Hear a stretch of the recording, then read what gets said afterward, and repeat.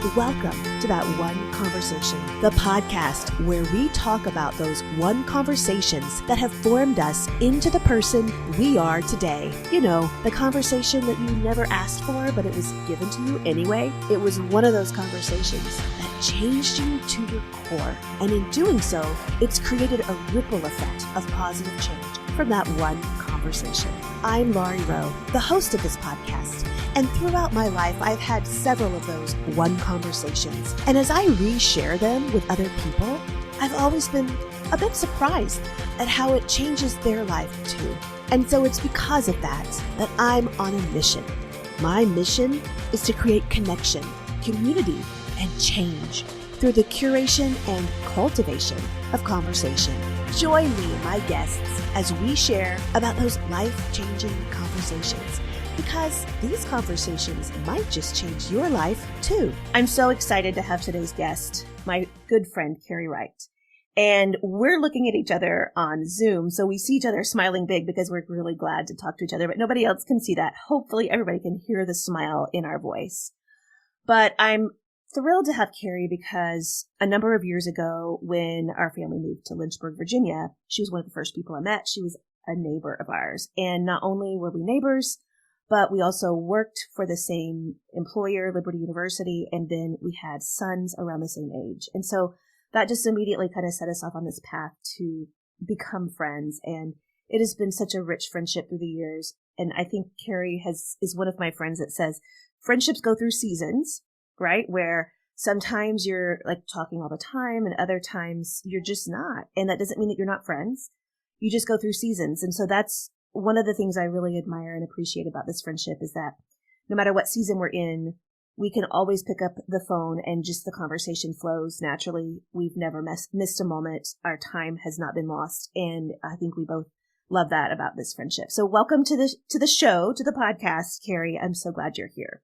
Hi, I'm so thrilled to be here, Lori. I'm so proud of you for launching this and just being able to be your cheerleader and even just someone that has supported you in the thought process of this. And now it's giving birth to this podcast. So just thank you for having me.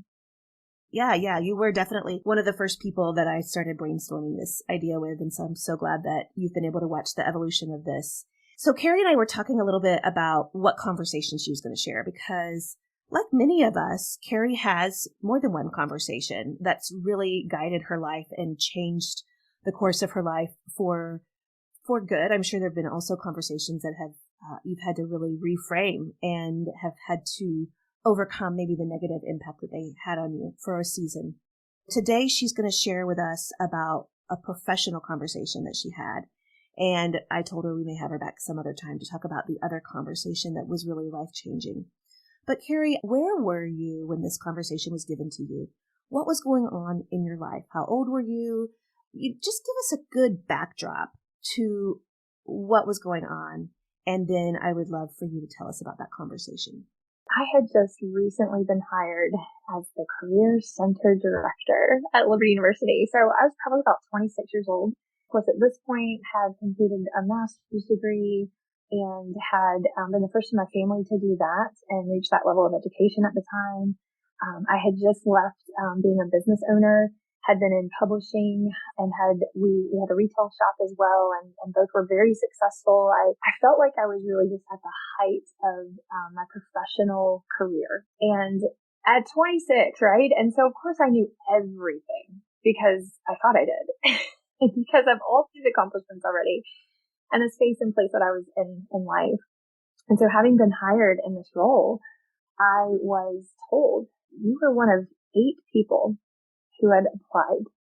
And that to me felt so empowering and invigorating. Like I got the job. I was the one picked, right? So I am an achiever, 3 on the Enneagram. Like this all felt so good. And then my boss, we entered into a mentorship. And so every Friday we would sit down at lunch. We would leave campus and we would go across the street and we would sit in a restaurant and we would talk professionally, personally, spiritually, all of the things. She was very much just pouring into me and investing in me. And she was in her 60s at the time. She said to me, Carrie, I need you to know something. I said, okay. She said, do you know why I hired you for this role? And of course, all of the reasons of why I was more than qualified and obviously got the job were floating through my head. And she begins to kind of unravel what was in my head at the time. And she says to me very calmly and just as mild and as meek as she could to say, it was not because you were the most qualified. It is not because you were the most educated. It's not even because you were the best candidate for the job. I'm thinking like, oh, I thought this was actually going to be encouraging and uplifting.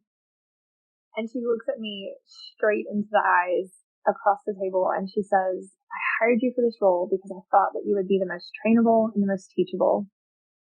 And I want to make sure that you never lose that posture of being able to be teachable.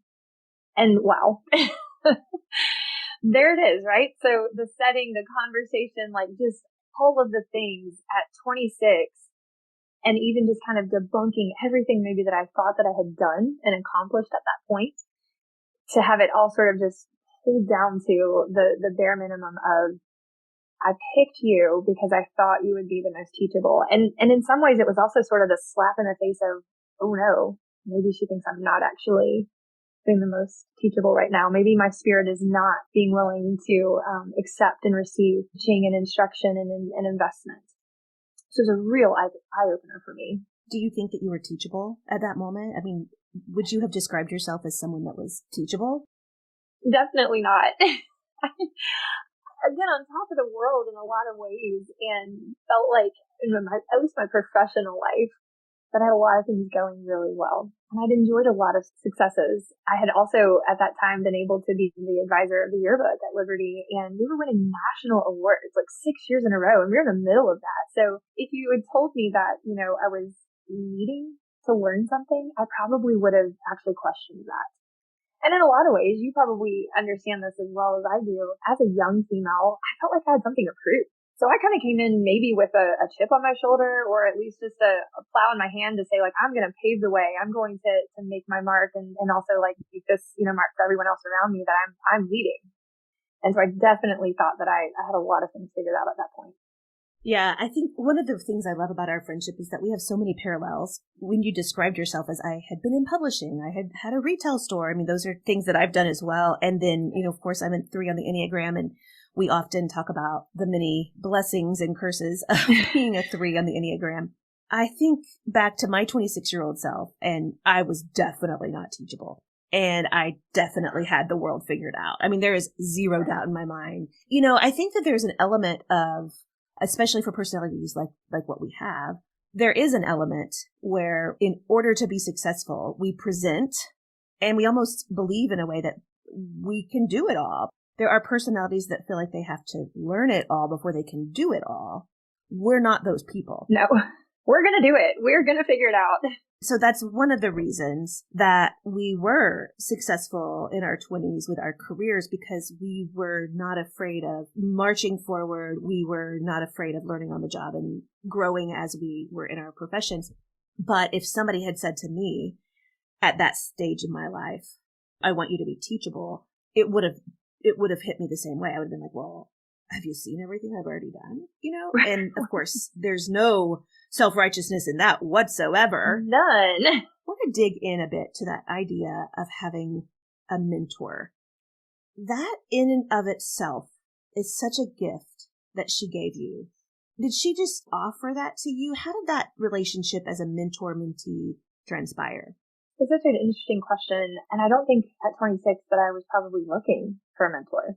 As my boss, she was in this really unique position to pour into me professionally, but she had the foresight and the wisdom to be able to take me outside of even just our working walls and have a lunch, a consistent, regular appointment that she made the most of, that I probably wasn't even really aware was actually happening until maybe even that conversation. And I would tell you that it was weeks, if not months into us just going to lunch, right? And so initially this is me going to lunch with my boss so that I can impress her. And then it shifts to, oh no, me going to lunch with my boss because I don't think she actually is impressed with me. And then really being, again, if I could use that conversation to have shifted my perspective and even just my heart to realizing the gift, as you said, that this became of, wow, she is willing to take the time to share her knowledge, her mistakes and her failures and her successes, and use that to shape and to pour into me. And so it's absolutely been something that has shifted my entire perspective for the better part of my career, as well as even just my personal life and how I have continued to take that in and want to pour into others and those, the younger generations behind me. I've sort of always found myself, obviously even at that time and in the roles that I played for many years working in higher education, always working with students. And at the time, I was only a couple years older than these students. So I didn't really have a lot to share with them, but being able to know that this woman, literally triple my age, was willing to take the time to become a mentor to me. Would you say at that point in your life that you felt teachable, or did you have a desire to learn more, to grow? I've always been a seeker of knowledge and information. I've always been a reader. I love digesting podcasts. I'm always going to research things. Like those are things that I was already naturally poised to do. When it came to wanting to study and if it was something that I didn't know about, as a free, I'm either going to try it and succeed or fail and never try it again, right? That's what I do. I don't know that I was aware of my teachability or that level of what I was actually maybe seeking or even needing. And I think she had the wisdom and discernment to say, you're young enough and also at least, willing enough to be able to pour into me. And so I was going to seek information, but I don't know that I was going to actually seek mentoring and shaping.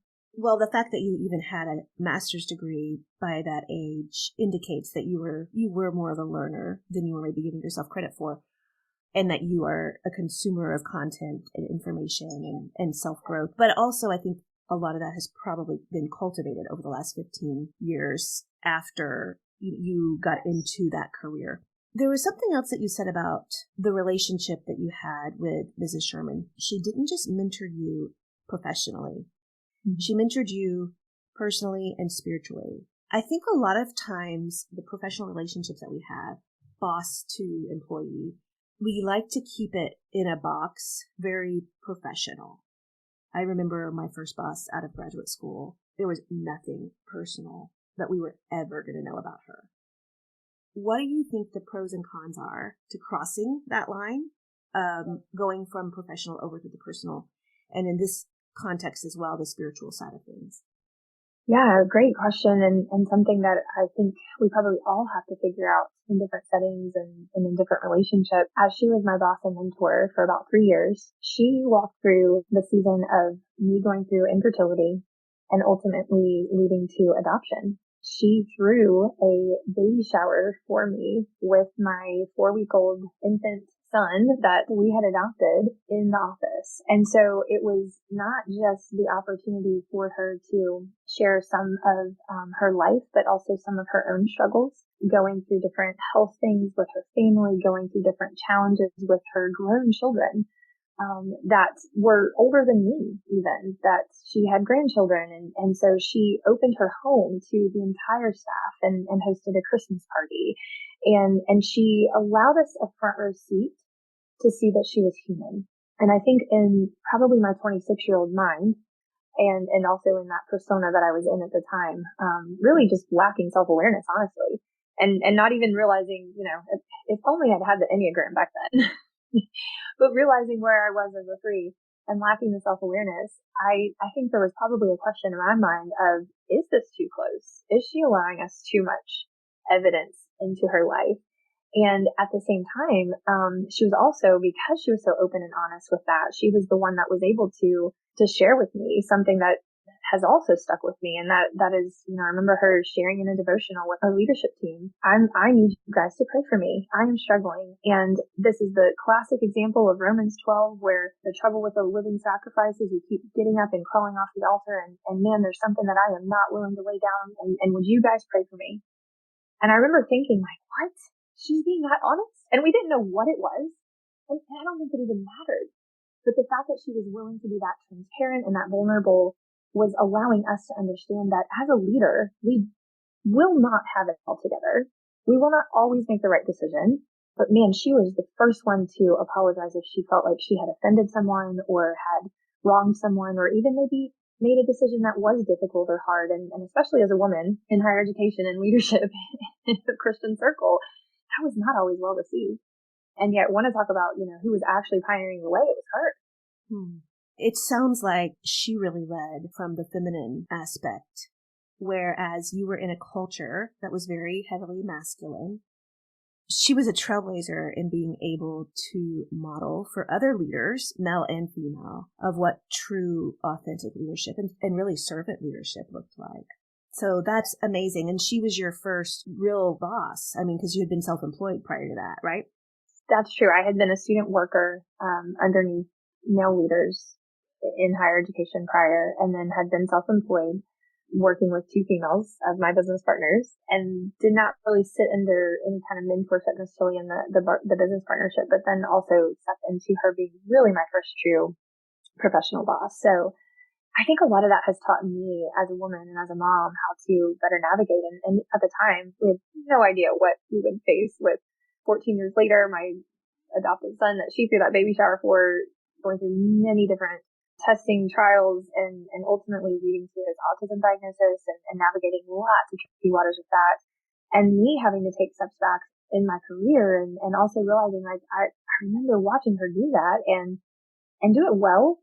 And even when it was a struggle, even when the balance of I need to be wife and I need to be mom and I need to be grandma and I need to be boss all at the same time. And she would always be the one that would say, put God first, family second, and career third. And I was definitely not in the mindset of needing to do that. Yeah. You left that career several years later. I mean, you were there for a while. And then you transitioned into the Chick-fil-A organization. Let's talk about this paying it forward concept. Tell us how you believe that conversation with Mrs. Sherman really transformed you to a point that you were able to pay that forward. Yeah, absolutely. I mean, it has shifted my entire perspective, but it's been something that I have actively been investing in, from classroom, career center to Liberty University, and now even to Chick-fil-A. I have spent the better part of the last 15, 16 years being able to invest in a younger generation. And that's been everything from, guiding and shaping their career choices and their majors in college, to internships, to training them to become owner-operators of their own Chick-fil-A's. And so as I've been able to watch that happen and invest in a lot of young people, I've been able to share that same lesson. You might be 25, 26, 27, and you may own a Chick-fil-A or be on your way to owning a Chick-fil-A. And that's a great accomplishment. But also remain teachable. And so for me, it's not only become the theme that I've tried to stay poised in, but it's the one that I've tried to share with others, to continue the conversation of remain teachable. You will never at this point in life, even at 43, I have not figured it all out. I am still learning. I am still growing. I am still digesting content, and I'm still seeking out mentors actively now, more intentionally, of pour into me personally, professionally, spiritually, emotionally. I've spent seasons and money on counselors and coaches and books and resources to be able to continue to teach and grow myself, and paying that forward into these are the resources that I've used to invest in myself. And these are now the resources that I want to use to invest in the younger generation. And I see that in you. And you know what else I see in you is you make self-growth a priority. You are someone that walks in a posture of, what can I learn? You dig in. I've watched you for many years as you've tried to figure out what your son's diagnoses were and how to make his life as prosperous and meaningful as possible. I've watched you dig in. That's another thing that we have in common, is that desire to figure out what's going on with our child. A lot of people have a posture of, I'm just going to trust the medical system, or I'm just going to, whatever they say is whatever I'm going to do.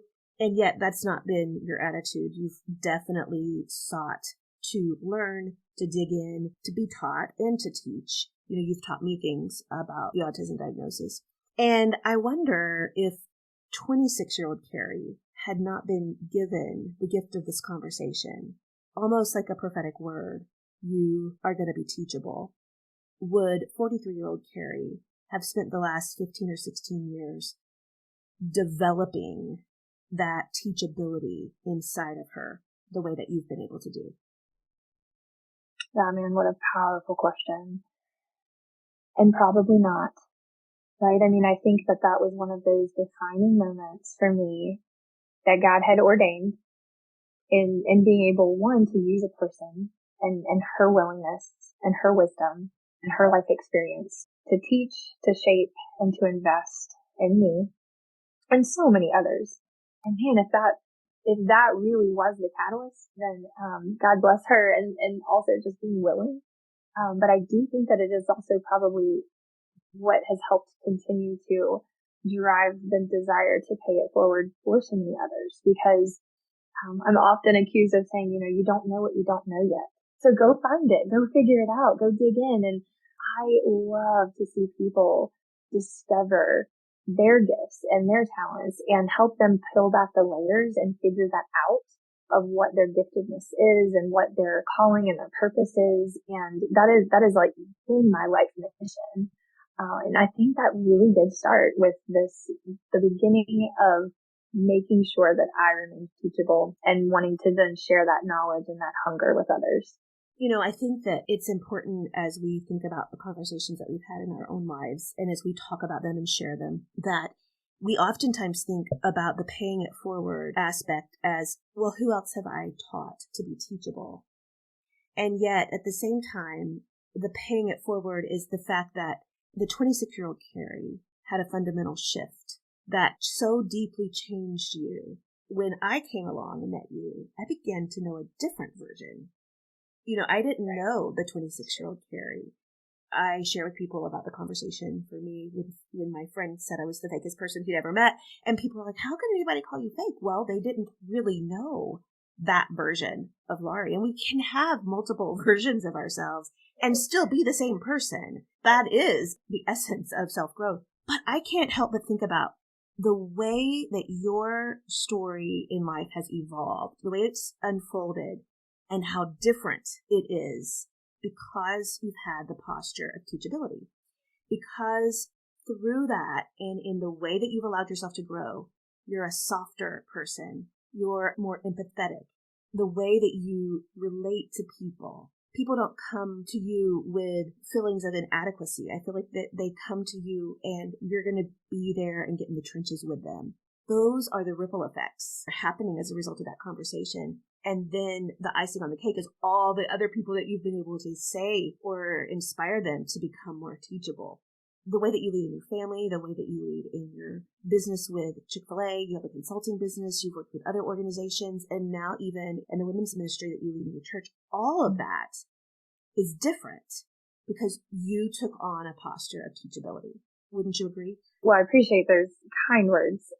What's interesting is that it's probably also the thing that I have to fight to some degree, right? Because it's one of those things that 26-year-old Carrie thought she knew everything. 43-year-old Carrie knows that she doesn't know everything, but I still battle it. So it reminds me, and it may be sort of the thing that pops up where I have to be reminded I will always have opinion. We'll never have a lack of, we shared earlier, we'll never run out of things to say. You and I can always catch up.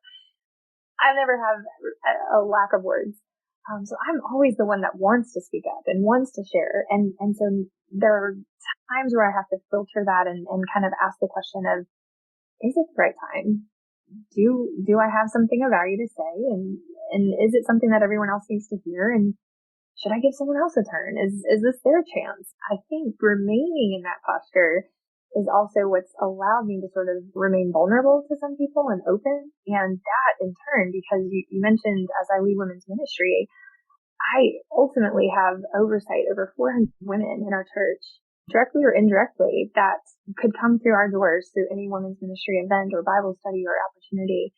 And so it's helping them understand, like, I'm also a real person. I hope that they walk away from me feeling that I'm going to be in there with them, because I genuinely want them to feel that way and I want them to feel supported, but I also want them to feel that I'm approachable.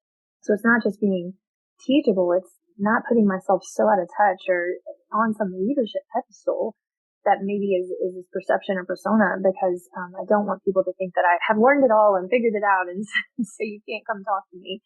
Of course, I will always share my thoughts and my opinions and things like that, but it's also been a matter of kind of shifting and shaping that sometimes it's not what they need to hear. Sometimes they just need to know that I'm listening, or they just need to know that someone else is in it with them.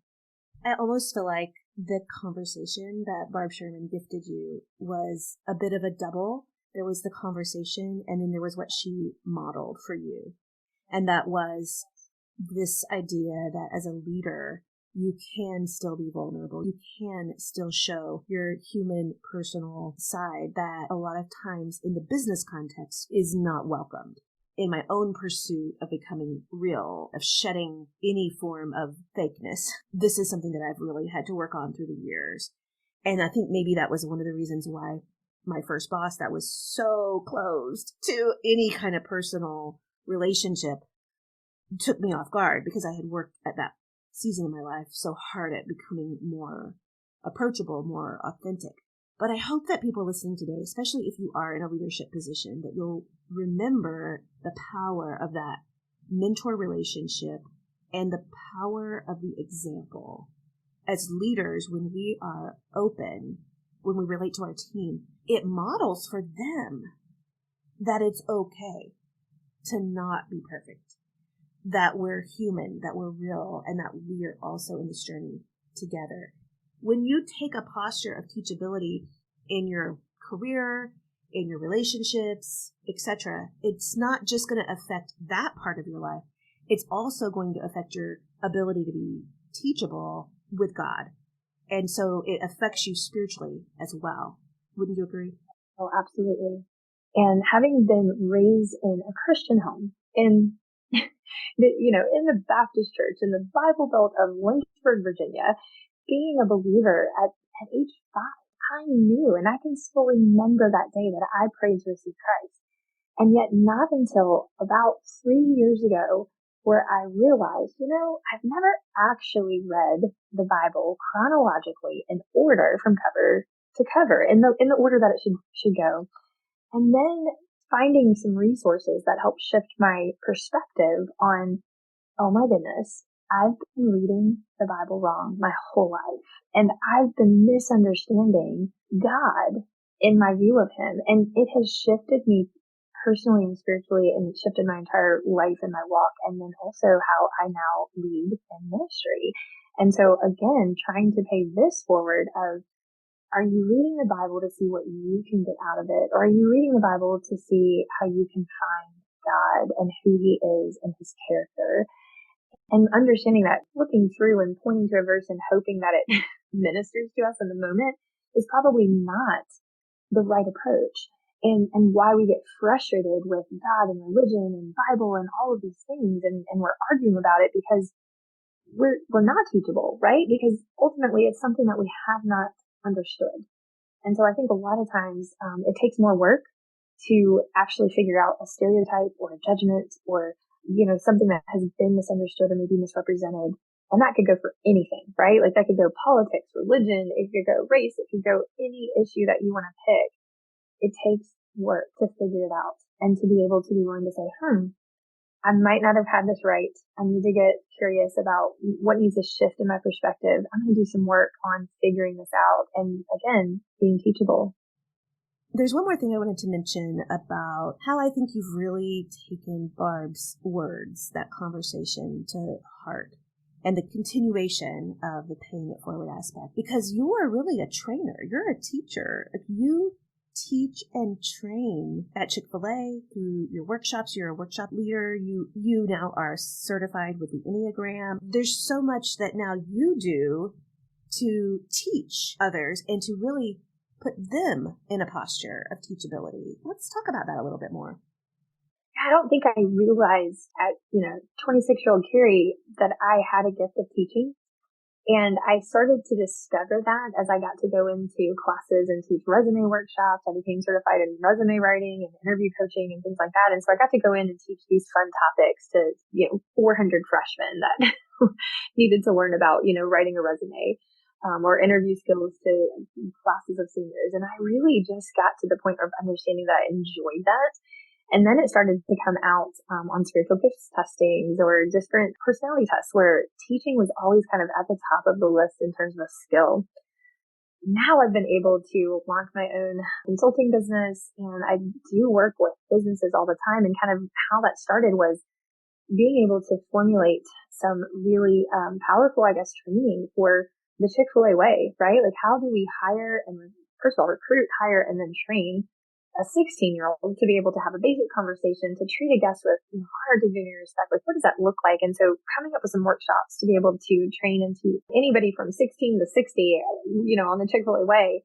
And then businesses started to ask me, hey, will you come in and do that for us? Will you teach us the Chick-fil-A way?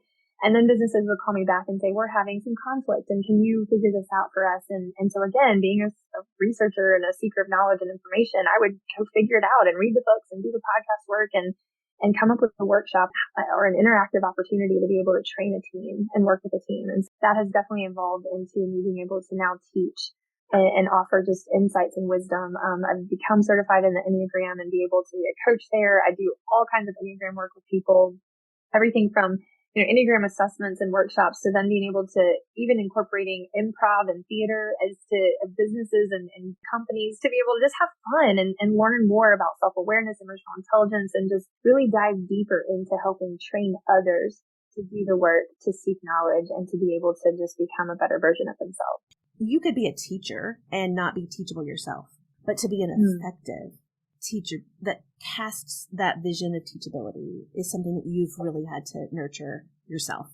Let's talk a little bit about your relationship with Barb now and how you've been able to go back to her and pay it backwards and thank her for the gift of the conversation that she gave you.